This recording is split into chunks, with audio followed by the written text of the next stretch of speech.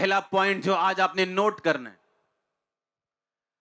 अपनी लाइफ में अगर आप वो चीजें देखना चाहते हो जो एक विश्वासी, आम विश्वासी कभी नहीं देख सकता, जो एक नॉमिनल सा बिलीवर जो हर संडे सिर्फ चर्च जाता है और अपनी ब्लेसिंग के लिए खुदा से हर वक्त मांगता है, वो कभी वो ब्लेसिंग्स, वो आशीष, वो सामर्थ नहीं देख सकता जो वो विश्वासी देख सकता है जिसने ये ठान लिया हो कि मैं अपने घराने समेत यहोवा की सेवा करूंगा।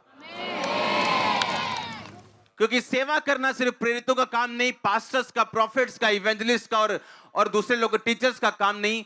बाइबल बताती है, यहोशू ने कहा तुमने यहोवा के काम देखे, तुमने समुद्र को दो भाग होते हुए देखा है, आसमान से खाना बरसते हुए देखा है, चट्टान में से एक सोटी के साथ पानी निकलते हुए देखा है, तुमने बड़े बड़े राजाओं को मार दिया जबकि तुम्हारे पास कुछ नहीं था, तुमने बड़े बड़े यहोवा के काम देखे, लेकिन अभी भी तुम परमेश्वर की सेवा नहीं कर रहे हो।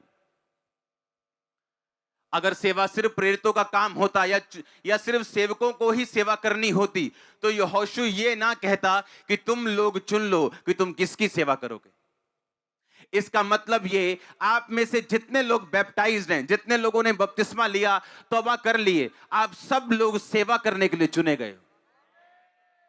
और मैं आपको बताता हूं, जिस बंदे ने इस धरती के ऊपर परमेश्वर की सेवा की है उसका वंश कभी टुकड़े नहीं मांगे उसने। मैं आपको सच कह रहा हूं। और सेवा करने का मतलब यह नहीं कि आप चर्च खोल लो या आप इवेंजलिस्ट की तरह भाग जाओ। मैं आपको बताता हूं, सेवा कई तरह की, सेवा कई प्रकार की। मेरा बिलीव यह है कि अगर आप चर्च में 1 साल से ज्यादा के मेंबर हो तो आपको वॉलंटियर होना चाहिए, आपको दरी साफ करने वाला होना चाहिए, गवाहियां लिखने वाला होना चाहिए, या क्वायर में होना चाहिए, या प्रेयर आर्मी में होना चाहिए। आपको किसी ना किसी डिपार्टमेंट में जरूर होना चाहिए।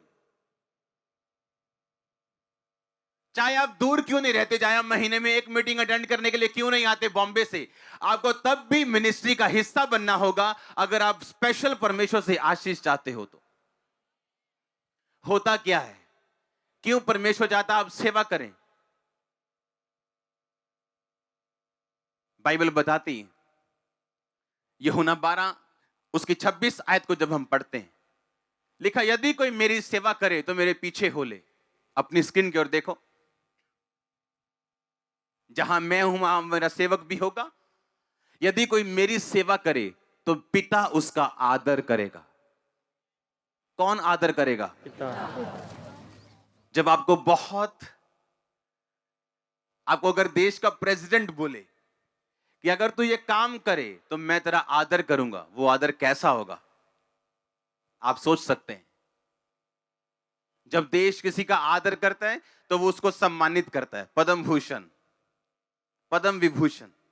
हां, परमेश्वर ने कहा अगर तुम मेरी सेवा करोगे मेरा पिता तुम्हारा आदर करेगा। अब सोच लो वो आदर कैसा होगा।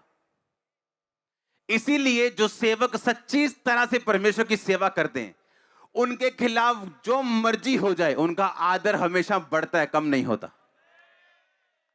आपने नोटिस किया होगा।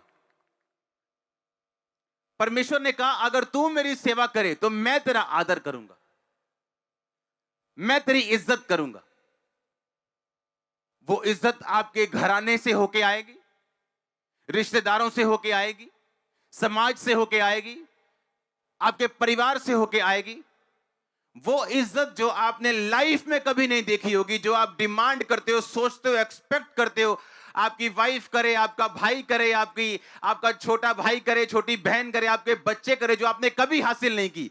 परमेश्वर ने कहा अगर तू मेरी सेवा करेगा तो मैं तुझे इज्जत दूंगा, मैं तेरा ऑनर करूंगा। और जब ऑनर खुदाबंद करेगा तो सोच लो वो कैसा करेगा। अगर सर्वशक्तिमान परमेश्वर आपकी इज्जत करेगा तो सोच लो वो कैसी करेगा।